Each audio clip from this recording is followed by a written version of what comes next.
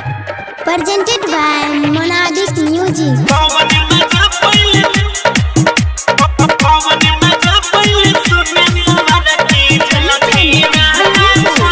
Singing by Gaurav Thakur.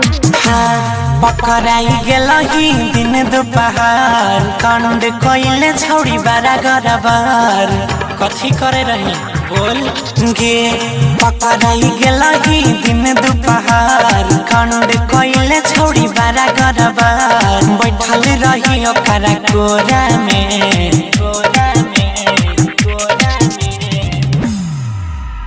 कौन मजा पहले सुने पता रखी जुलफी वाला छौरा में कौन मजा पहले सुने सवा रखी जुलफी वाला छौरा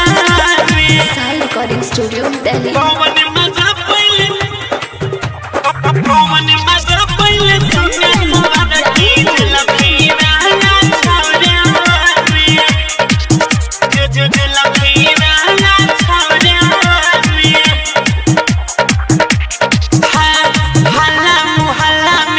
तोरे नाम के पहिना पूरा गम में छी बदनाम के केले तू छौड़िया ऐसन काम गे करले शादी अब भलाई जवान गे बोल त बर तुहारी लगइयो सुन हल्ला मुहल्ला में छौ तोरे नाम के पहिना सगरे तू छी बदनाम के केले तू छौड़िया ऐसन काम गे करले शादी अब भलाई जवान गे हाँ मैंने में सही सही कहे छियो बात नहीं छोड़ला कहूता कुछ तोरा में कौन मजा पहले सुने पता रखी जुलफी वाला छौरा में कौन मजा पहले सुने सवा रखी जुलफी वाला छौरा में कौन मजा पहले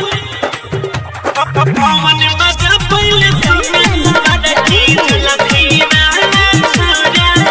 में जुलफी वाला छौरा में साई रिकॉर्डिंग स्टूडियो दिल्ली। करई छही पाप वाला करम गे नस कर देबे तू सबके धर्म गे माई बाबू के तू पगड़ी बचावे सुधारे रहन नहीं हुए बेशरम गे आदत सुधार ले